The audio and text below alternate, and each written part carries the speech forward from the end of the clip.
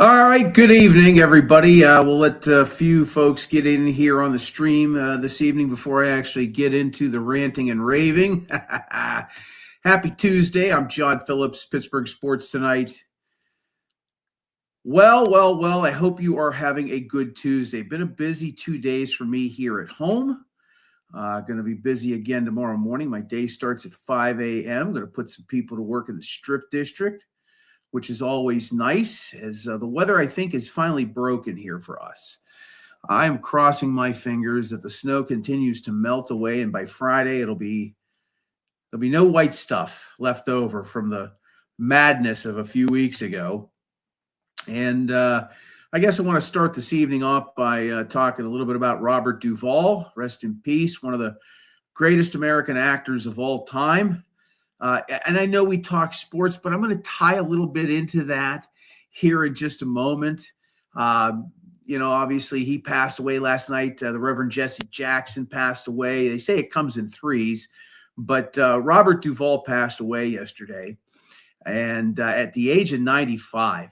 And I can tell you right now, my first introduction to Robert Duvall was at the tender age of about 9. I don't know if I was 9 or 10 exactly, but he was, of course, Colonel Kilgore in Apocalypse Now. And, when I saw the news break late last night, I don't forget what time it was. I was, probably in bed, not sleeping very well, as it tends to be for me. And I thought back to when I was just a little kid. And I had a neighbor who was a little bit older than me, and his father was definitely a rabble rouser, if you will. Convinced my mother to go with him, convinced my mother to take me to a movie one day with his son. Hey, happy birthday, Mean Green. I hope you had a good time at the Pro Football Hall of Fame. That's awesome. I was told, my mother was told, hey, we're going to take your son to a movie with my kid. We're going to go see this movie. He'll have a good time. No problem. This is like 79 or 80. And the movie turned out to be Apocalypse Now. Turned out to be Apocalypse Now. And so here I am at like 9 or 10 years old watching this movie, right? And it was an assault on your 9-year-old brain, 9 or 10-year-old brain, right? A little bit of nudity wasn't so bad, but I mean, the noise, the lights, just the subject matter of Vietnam was big, right? Because this is like 1979, 1980. And, my father had fought in Vietnam, but we didn't really talk much about it. And, Vietnam had only been a few years ago, right? That at that era of time in America, hell, the decade hadn't quite come to an end. I think Apocalypse Now was 1979. Yeah, it was 1979. So here we are. I'm 9 years old. I'm in this movie theater. and I'm getting just bombarded by all of this stuff. And I remember vividly this Colonel Kilgore. And in honor of Robert Duvall's passing, I wanted to play something that stood out to me even as a kid. This character, right? And obviously, Colonel Kurtz was big, and there was a number of moments in that film that were just like overpowering to me as a child. But I'll never forget this one particular scene. And I'm going to share it with you now in honor of the passing of Robert Duvall, one of the great American actors of all time. This moment here, which still stands with me as an individual, as an adult now at 56.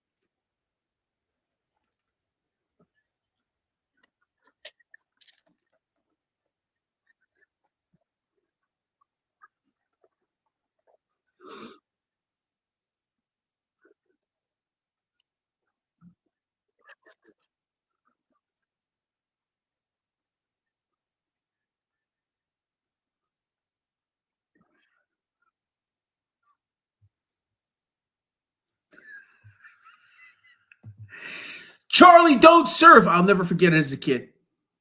Never forget that as a kid. Rest in peace, Robert Duvall. Great American actor. A little sports twist, if you will. I remember my father talking about being in California after he had been to boot camp in the 50s. They went out to Oklahoma. They trained, and then they went to California, and then eventually he was deployed out to, this is back in the mid-50s. This was post-Korea. He was deployed to Okinawa. He was deployed to Korea, and he did 2 tours of Vietnam. And I remember my dad talking about the surf lifestyle out there back in the 50s and, seeing the kids that, would go out and surf. But I remember that vividly still to this day. And when I saw the news last night, I thought tonight I would lead the show off with a little homage to Robert Duvall with a little sports twist, if you will, right? Because the character himself was obsessed with surfing. One of the members of his platoon was a famous surfer, right? If you remember the film Apocalypse Now, such a great movie, obviously. And again, saw it at 9. When my mother found out that I had seen this movie, she walked like 2 blocks up to the neighbor's father and just gave him the business, and he kind of laughed about it. But and I remember years later, as we got older, to kind of talking a little bit about it. He's since passed away, but it was quite an experience as a child. Did you ever see The Apostle with Robert Duvall? He was a traveling preacher. Adam, good to hear from you this evening. I did not. Something I might want to try to check out here in the not too distant future. He was, of course, famous for Lonesome Dove and a whole of the Godfather trilogies, of course. Which that wasn't Armageddon. It was a Deep Impact. He was in Deep Impact. He was in a bunch of films, obviously. The great Robert Duvall, dead at the age of 95. A little bit of a twist in terms of sports, if you will, from the Colonel Kilgore. And I thought that would be a nice way to kind of start the show this evening. As I alluded to on X, Days of Thunder. Yes, that's another good one, Adam. He was, of course, in Days of Thunder as well. And, of course, the stock car movie that Tom Cruise was in, kind of capturing the craze of NASCAR back in the early mid-90s as NASCAR was on the rise.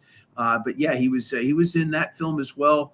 But the one that really just kind of stuck out with me was the one regarding Apocalypse Now, because again, as a kid, it just blew me away. And I saw boobies too, which was, it's never a bad thing, even at 56. But that was kind of the first time I had ever seen, especially in a movie theater. I was like, oh, there's that scene where they're having some sort of like rock concert. There's it was the Playboy Playmates. They were in Vietnam entertaining the guys, and a couple of them showed their boobs. Yeah, that was big for a 9-year-old.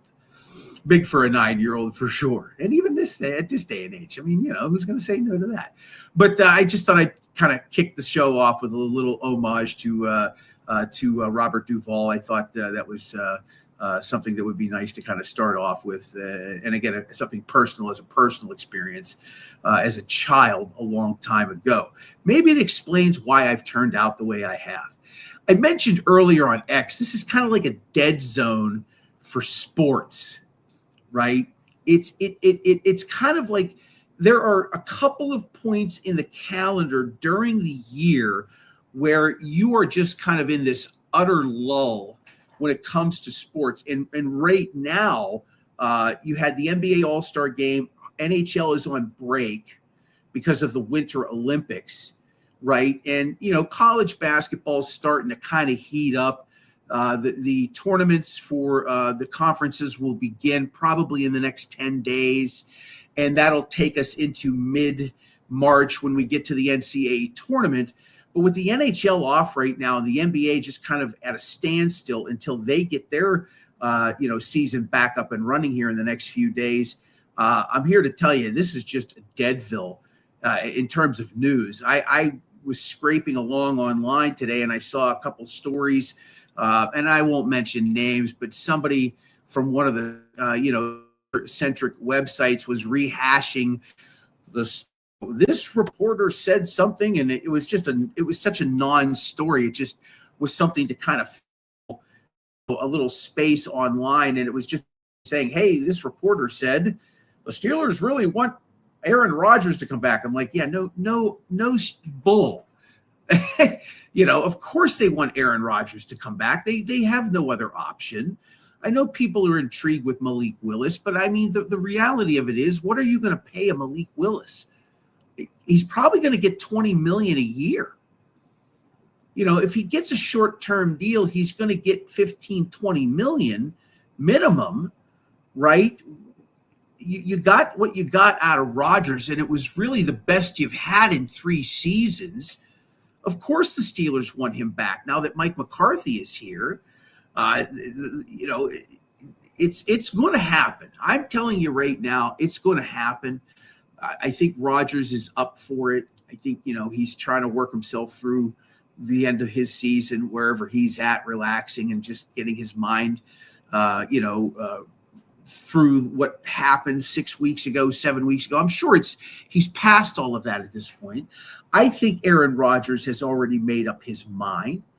I'm not going to sit here and tell you that that's the gospel, but I would think that at this stage in his career, he's probably made up his mind. He's probably made up his mind in terms of next year.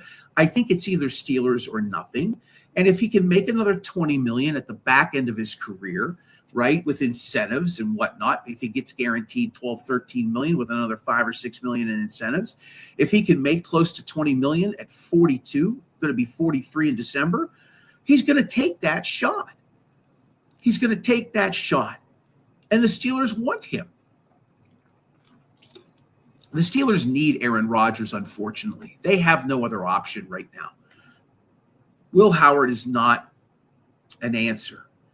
Ty Simpson is not an answer if he's available at 21. There are no options. I don't think Malik Willis, although he's intriguing, I don't think that whatever money he's going to command, the Steelers are going to want to pay. I guess we'll find out. We'll find out in the next 3 weeks. We'll find out before March 11th is what I'm saying, right? As I kind of laid it out yesterday, he will have a decision made if he hasn't already.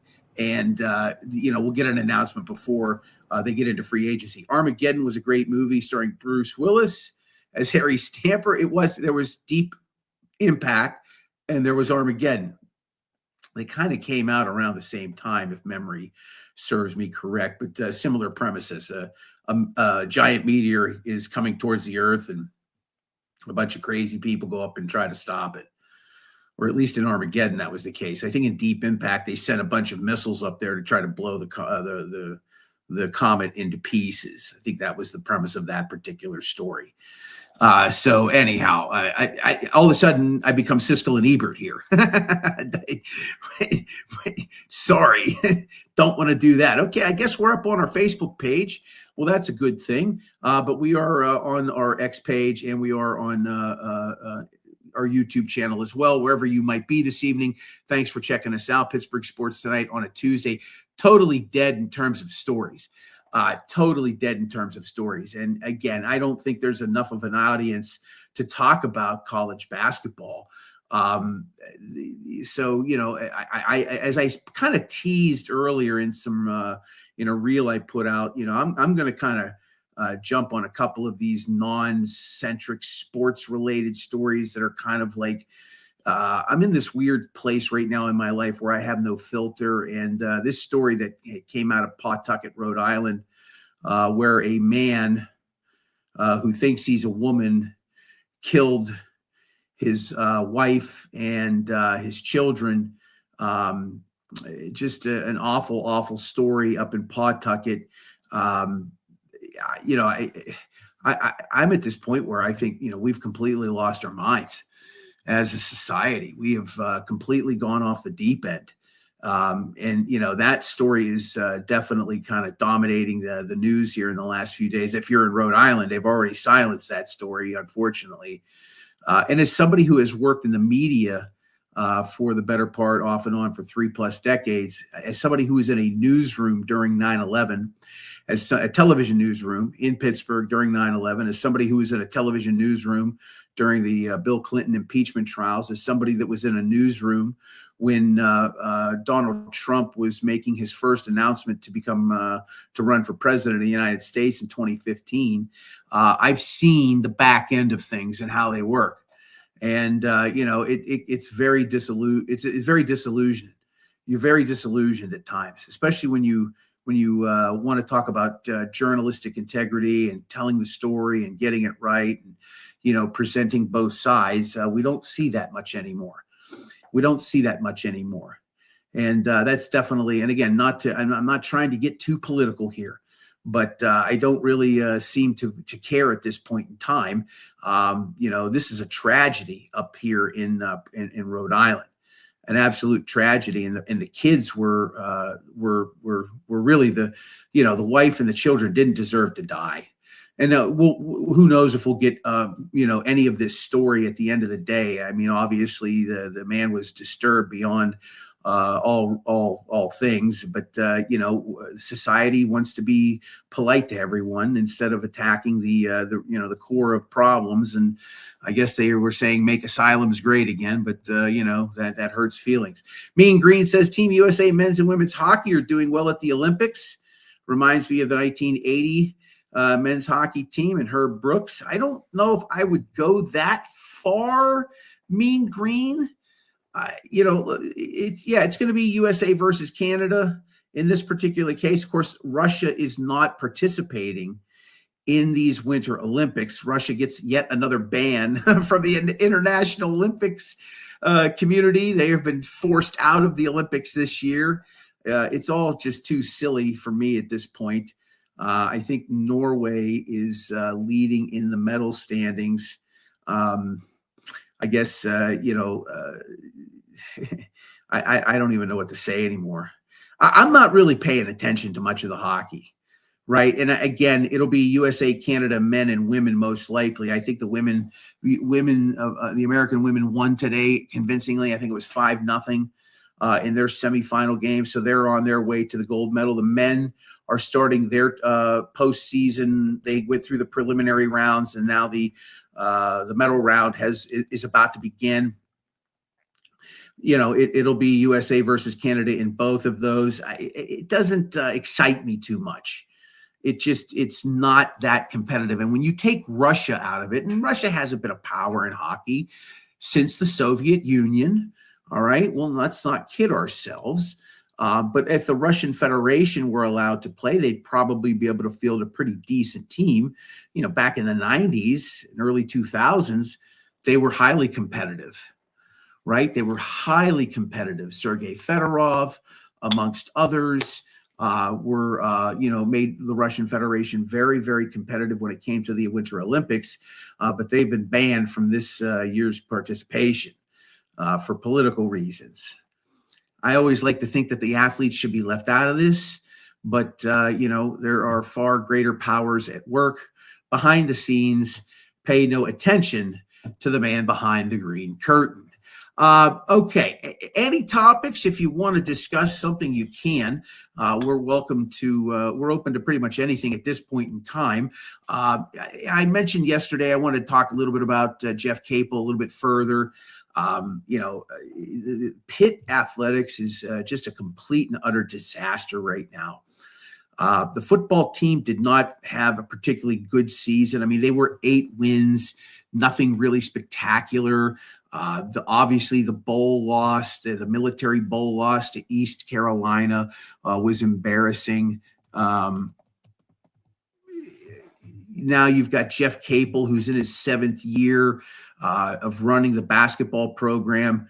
I don't want to say he's driven it into the ground. I just think that there are external elements that obviously are not helping Pitt when it comes to competing in what is a premier basketball conference in college athletics. The Big 12, the Big 10, the ACC, the SEC, top tier basketball conferences, obviously perennial powers in Duke, North Carolina, NC State's having a good year as well. Of course, they won a national title in 1983 under Jimmy Valvano. But Pitt is just in this really weird spot right now. And Alan Green, who is the athletic director, and I think he's been on the job for almost 2 years now, he is in this spot where I don't know what he's going to do with not just Capel. Obviously, the football coach is coming back. We'll talk about the tarps here in a few moments. What Pitt announced recently, they're going to put tarps over the top of Acrisure Stadium and bring the seating capacity down smaller. We'll discuss that here in a few moments. And I'll get into Pat Narduzzi as well. But I wanted to start because it's basketball season. Pitt's not even going to make the ACC tournament. Pitt's not even going to make the ACC tournament. The ACC is only taking 15 teams this year, which I thought was odd. I think they have, 18 or 19 teams. I don't see why they can't create a bracket where everybody gets a chance to play, but they're not. And Pitt's 17th right now. I don't see them winning many, if any, games. I think their next game is Saturday at home against Notre Dame. And I think they only have 2 conference wins as it is right now. Alan Green is in a weird position right now with both of his major marquee programs, men's basketball and, of course, the football program, that are just stuck in this rudderless ship, each of them. The basketball is a hard one. It takes a lot to take a program like Pitt, which, look, again, under Jamie Dixon 15 years ago, and, I think it was Kevin Stallings prior to that, had, put this team in a better position. Like the program was churning along pretty good, and they won some Big East championships, and then they moved to the ACC. They got into the ACC tournament. They were competitive, to say the least. They ended up winning a number 1 seed. They were top seeds for a few periods of time in there as well. But they didn't go far. I think the one year they ended up as a number 1 seed, they lost in the second round. I think that was 2011. It was what it was. Trail Guide Steve says, found out 4 of the gals on the hockey team came out to Penn's elite program in Cranberry. All right, excellent. That's good. I did not know that, Steve. Thank you very much for that. That's, of course, the Penguins facility, I do believe, what he's talking about. But as it is, the program has just kind of fallen apart. The Peterson Event Center used to be a hostile ground for opposing teams to come into, and the Oakland Zoo was formidable as the Cameron Crazies and anything you'd get in, Chapel Hill or Allen Fieldhouse in Kentucky and Lawrence, Kansas. Name some of the great barns that college basketball, still has. Pauley Pavilion. I don't think UCLA plays at Pauley anymore. I might be wrong about that, but that was that in and of itself was a tough road to hoe if you were coming into Pittsburgh to play the Panthers. But that has all disappeared especially under Jeff Capel. I don't know how Alan Green continues to keep him as head coach. I know he's got 3 or 4 years left on his buyout. I think the university has to step up. And if Pat Narduzzi doesn't produce a 10-win season, a 9 or 10-win season, and a bowl win of some kind, it might be time for Pat to go too. The one thing I will say about college athletics, when a new AD takes over, their first rule of business is to generate revenue, right? ADs are revenue generators, first and foremost. It wasn't always like that. But the fact is that after that, if you're an athletic director, And they pay the kids, a considerable amount of money. Steve, good question. So, for example, Steve, Texas Tech this year had the third highest NIL budget in all of college football. They paid $35 million this year. Did Texas Tech? They had a billionaire alum come in and just said, "Open checkbook, here you go." And they put together a pretty good football team. Now, they got to the round of 8. They got to the quarterfinals. They played Oregon. Oregon had to play in the first round. They had a home game, and then they met in the Orange Bowl, and then they shut out Texas Tech. And Texas Tech had one of the best offenses in all of college football. Their offensive coordinator played quarterback at North Allegheny, won a state title back in 2011 or 2012 it was. So the top programs are spending $30 to $35 to $40 million a year. Ohio State, right? Oregon, Texas Tech. I don't know what Pitt's NIL was this year, but I can't imagine it was more than 10 million.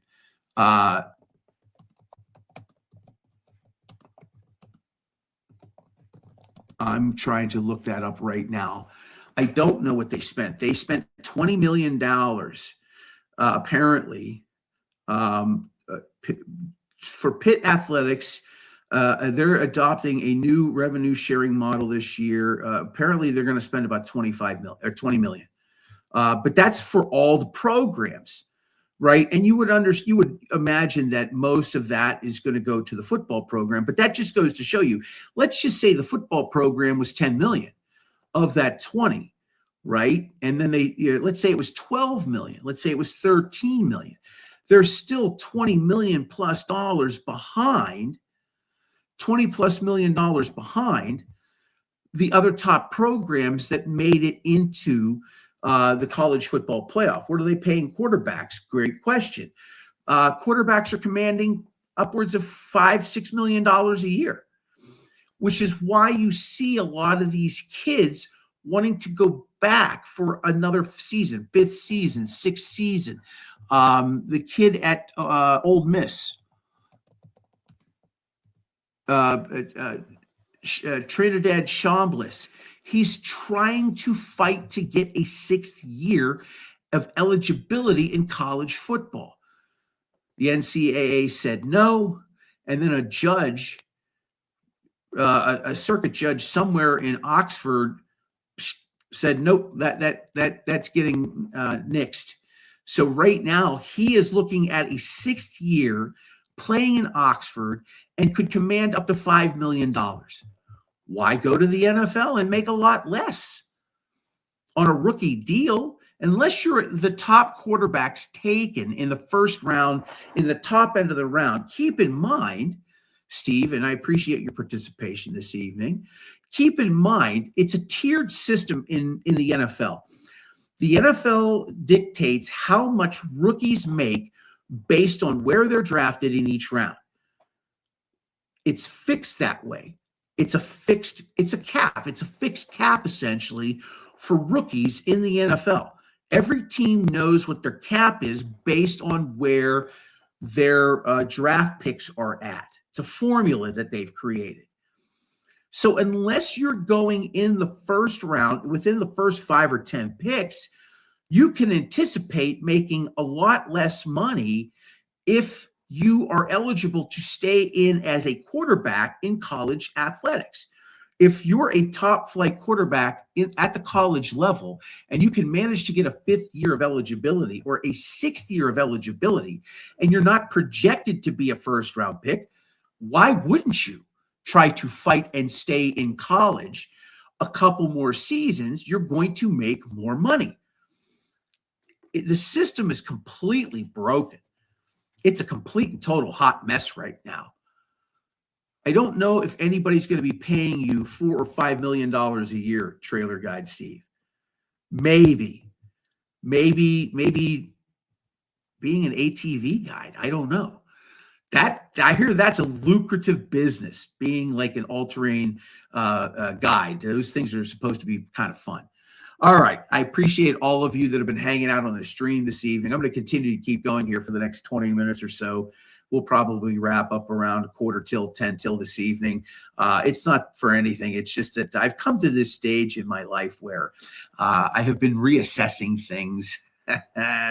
Been really reassessing some things, and I'm going to continue to keep doing this.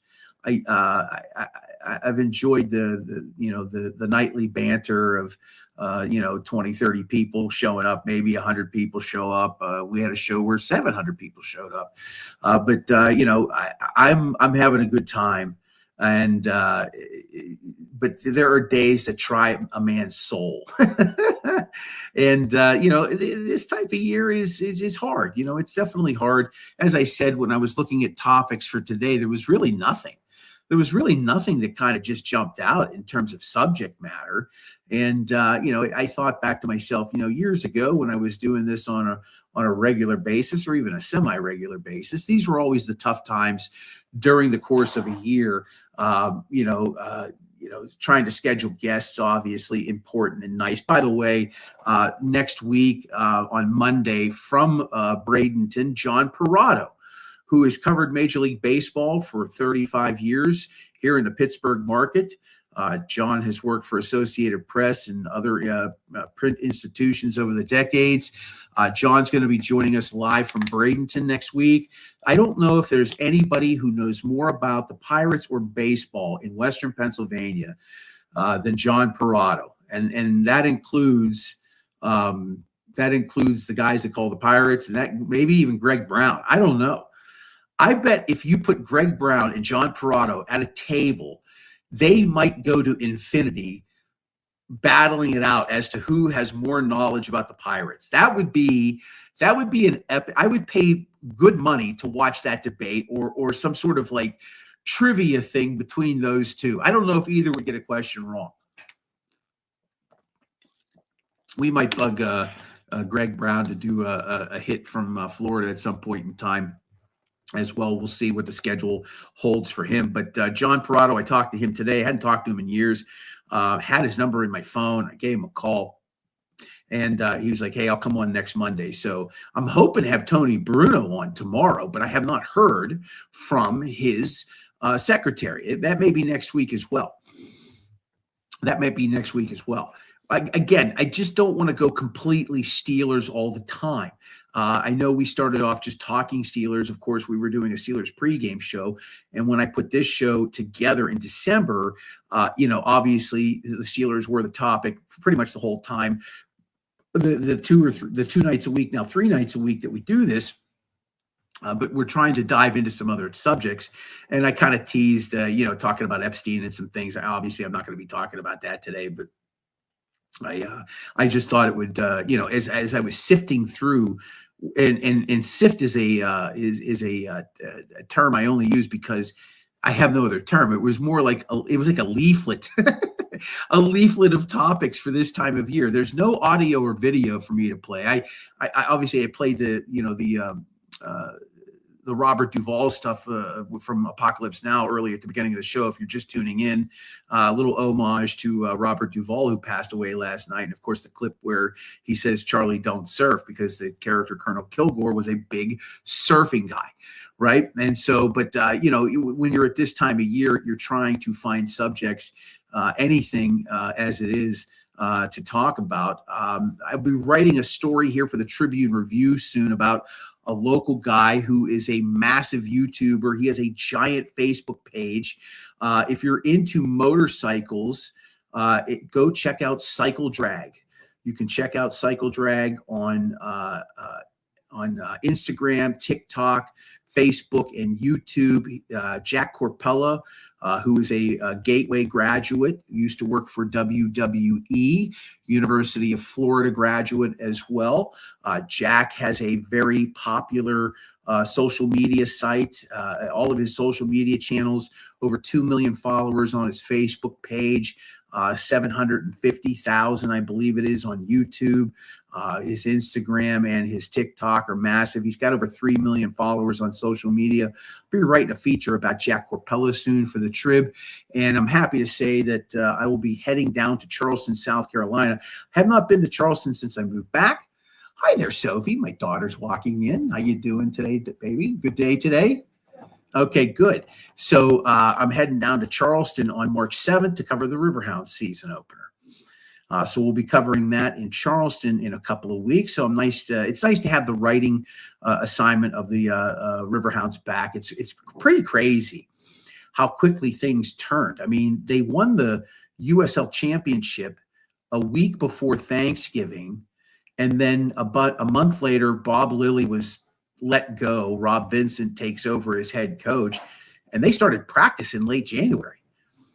You know, they're into their third week of preseason practices, and they've been playing exhibition games. I know they played Richmond in a preseason game. I think they played Duquesne as well. They played Loudoun United. As my wife's walking in, say hello to my wife, everybody. How you doing, dear? She always wants to jump on the podcast and give her opinion about things that aren't related to sports, mostly about how much divorce being the first thing. Divorce and how we ended up here. 15 years together. Oh, geez. Yeah, 15 years? Oh, boy, 15 years. Feel bad for my wife. So, but so I'm glad that the writing stuff is starting to pick back up for me. And again, I'm excited to be able to have another year under my belt writing for the Trib, covering the Riverhounds. So I was working on that today, trying to get a few assignments together because the season's at hand. March 7th is not that far away. In fact, come Saturday, it'll be two weekends away from the start of the regular season, which is crazy. Crazy to even think that. But, that's the way the clock just keeps on ticking. Time keeps on slipping right into the future, as somebody once said. Pittsburgh Sports Tonight rolling on. John Phillips here. Thanks for joining us. If you have not subscribed to our YouTube channel, I would ask you to please do so. If you're on X or one of our other social media sites watching us, go check out our YouTube channel. We try to update it daily with content. You'll find articles on Facebook, and I'm starting to write articles on X. So there's content there. We post everything on Instagram and TikTok as well. And by the way, I would be remiss if I didn't tell you that we are a part of the It's a Wrap Sports Network. It's a Wrap Sports' primary function to talk about Philadelphia, the Eagles, the Flyers, the Phillies, the 76ers. They talk about the Philadelphia Union, the soccer team. They do a Penn State football show in the fall. It's a Wrap Sports. Maddie B, I wanted to let you know that you can go check them out on all the social media sites as well. Maddie B's network, he has a nightly show Sunday through Thursday, 9 p.m. Eastern. You can check out The Final Word with Maddie B, but they also have some other programs that you might want to peek at as well. Philly Friday Frenzy with Al Zafari. He also does a Sunday morning show that I have been on before with Mike Loro. It's called Philly AM Sports. That's Sundays at 9 a.m. That's all part of the It's a Wrap Sports Network, which we are happy to be a part of. Just a few more minutes on the broadcast this evening. Probably take this till about 10 till, so about 10 more minutes or so. And then we will get things wrapped up here for the evening. I would also be wrong if I didn't point out that in addition to my shows, right, on Wednesday nights at 8 o'clock locally, we have the Pittsburgh Sports Desk. That's hosted by Bill Akins. Bill, of course, a part of our Steel City Sunday show. There's Bill right there on the right-hand side. He hosts two shows at 8 o'clock Wednesday and Thursday. Wednesday nights, the Sports Desk. And that's kind of like a panel of guests. And then the Gridiron Weekly show on Thursday nights at 8 o'clock. They talk about basically football, hence the pigskin that you see right there. Looks like we've got a comment out there, and I think it's Trail Guide Steve. I have a new show coming out. Okay, Trailer Guide Steve, what kind of show is it? We want to know. We want to find it. Tell us what it is. I'll share it with the audience. Trailer Guide Steve checking in this evening. I believe he is somewhere up in that Newcastle, Eastern Ohio area. But we want to hear about the new show. Excitement for that. I'm excited to hear. Always anything new or anything adventurous that people are trying to do. It's the creativity bug has struck some of us in our lifetimes, and we just want to keep doing things. And some of my friends, a couple of my coworkers are like, why is he do? They were talking to somebody at work, and word got back to me like, they can't believe that you do these sorts of things. Well, yeah, I do. Even at 56, I find a challenge in some of this kind of stuff. I wanted to put this back out there. I share the story that, years ago when I was at the Fan, I was told to do this. I was told, hey, you don't like what they're doing to you here? Go get on YouTube. Just start a channel and just start talking. And, it'll happen. It will happen if you just keep doing something through attrition and you have a plan in place. You can get somewhere with something like this. And I expect that will happen here over the course of time. Rome wasn't built in a day. It certainly wasn't built in a day. I am excited a little bit more about baseball season. I had a chance to look at a little bit more video from Bradenton today. All of the players are now in camp. They are getting prepared to start the season. The exhibition season, I believe, is Friday. I think there's a couple games on Thursday, but the exhibition season for Major League Baseball is about to begin. And that's on Friday. There's 5 games scheduled. And then on Saturday, the Pirates open up exhibition play at Baltimore, which I believe is in Winter Haven. I may be wrong.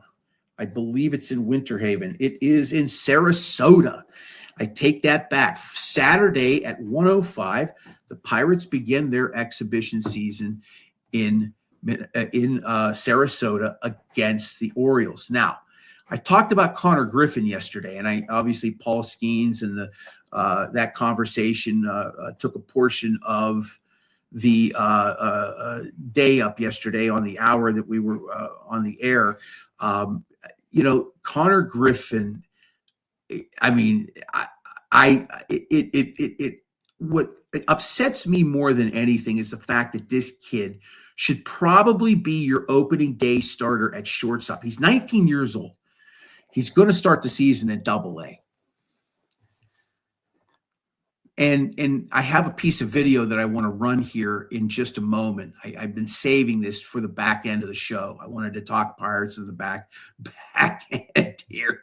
Steve says, keep working it. The Pirates, stop it. Well, let me just tell you something, Steve.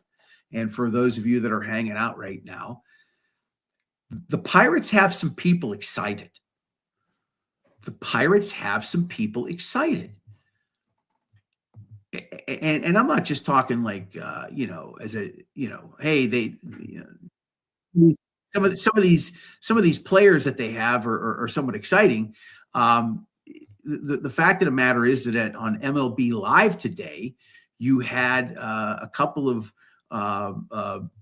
pundits, talking heads, as we call them in the business, discussing the Pirates. I want to play this here. This comes from an X page.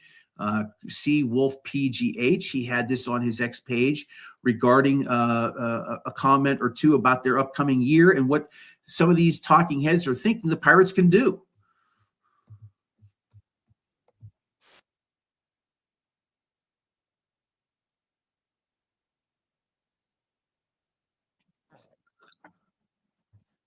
Jeez.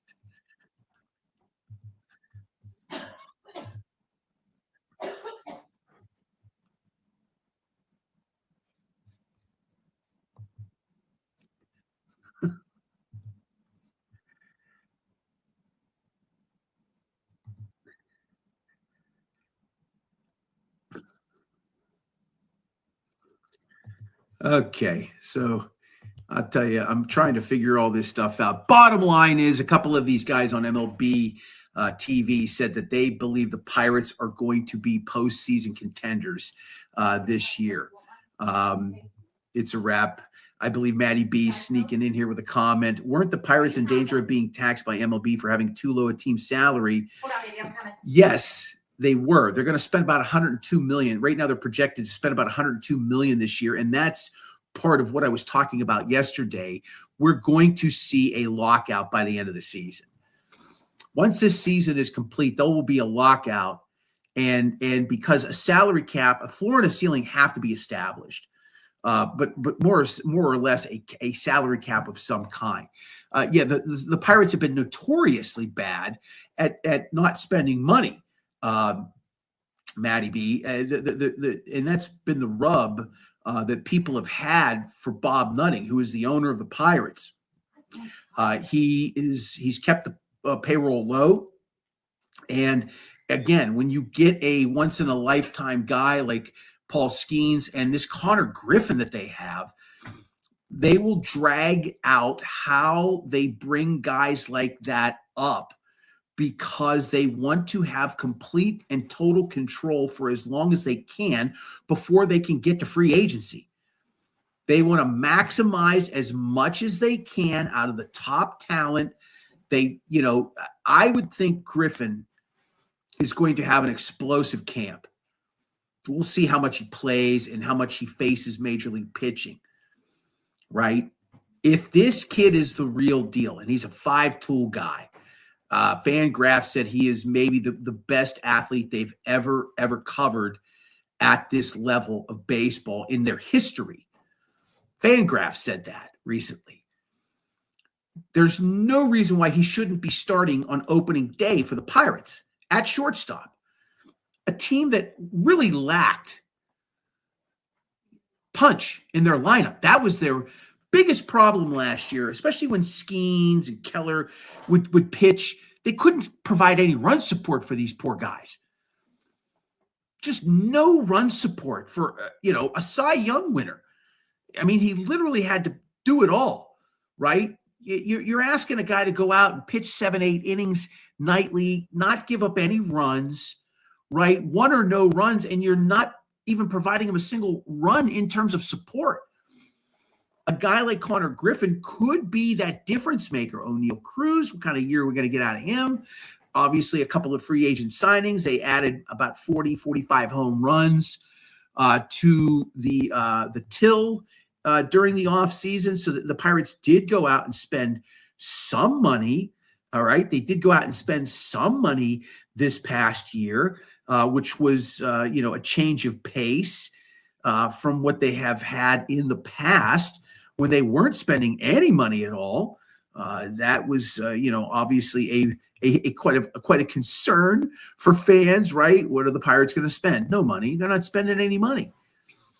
And what did they do? They went out this year and they made a little bit of noise by going out and, as I mentioned yesterday, Marcell Ozuna wrapped up his contract, 1-year contract with a multi-year option for 27.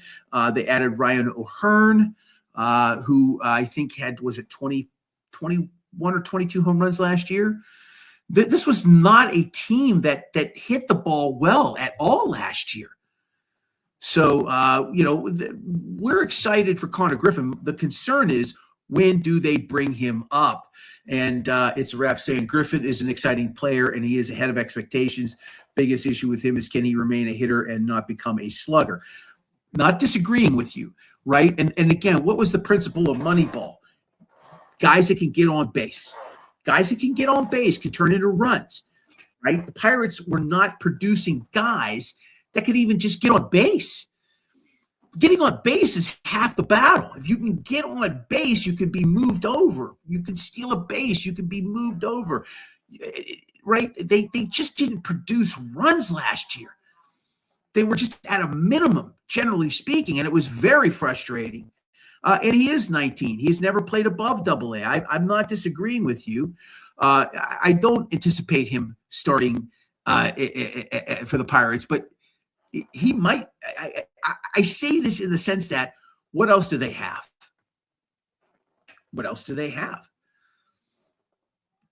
Griffin will start the year in AA, 100%. He's not going to come up and get to the major league level until the MLB clock for him to be extended in terms of his, his future free agency. It makes sense in terms of the MLB rules. That's how that's going to play out, because that's how it plays out for all the top talent that has come through Pittsburgh the last 25 years. Pedro Alvarez, right, was just like that. They didn't bring him along. Garrett Cole, when they had him. Andrew McCutchen, same way, right? Those guys were brought along over the course of time based on the rules that allowed the host team, the Pirates, to keep them as long as possible until they became free agents.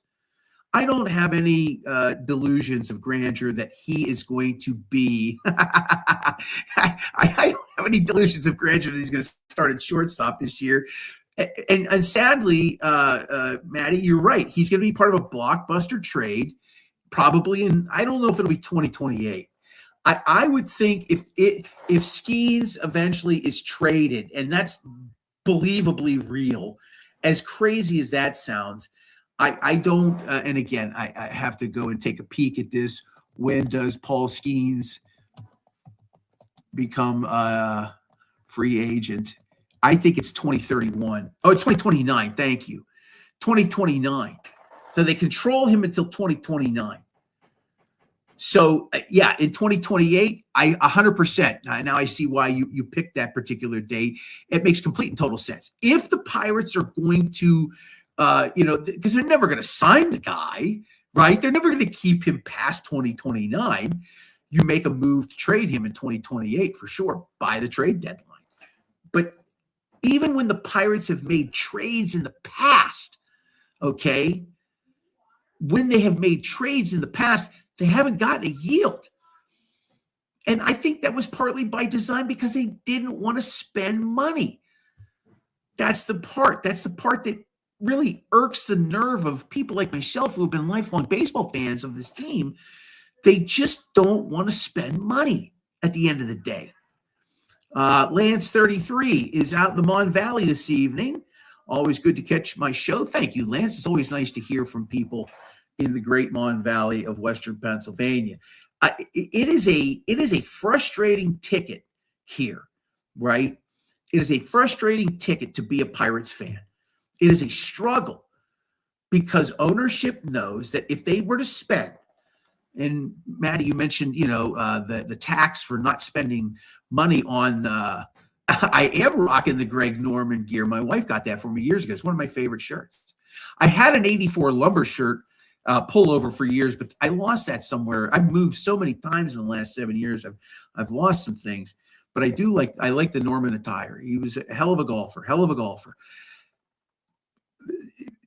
They've been in this weird position for decades now where, okay, hey, we're going to build a stadium for you guys and you're going to be competitive. Okay. And yeah, it's a shame, because PNC is definitely a top three. I like the park out. I don't know if you've been out to Oracle out in San Francisco. Incredible park. I've been to almost every Major League Baseball park. There's only a handful that I haven't been to. I think it's like 4 or 5 now. Chavez Ravine is another one. I don't care how old Dodger Stadium is. If you ever get a chance to go to a game in LA, please do yourself a favor. Go and see a game in Chavez Ravine. The San Gabriel Mountains are absolutely gorgeous. It's such a beautiful park. Just make sure you don't wear any opposing team's gear, because you'll probably get knifed. You might get knifed anyhow. Wear Dodger blue if you're going to go. That's probably the best. It's almost like going to Philadelphia for a game. It's upstairs somewhere. I have not touched it. Thank you. Wrapping up the show here in a few moments. I'm going to be pulled upstairs here in a few seconds. Long story short, Skeens is going to get traded by 2028 before the end of the season. I think he goes by the trade deadline. I don't think they'll keep him for 2029. And Connor Griffin will end up being the same way, unless they can put a winner together.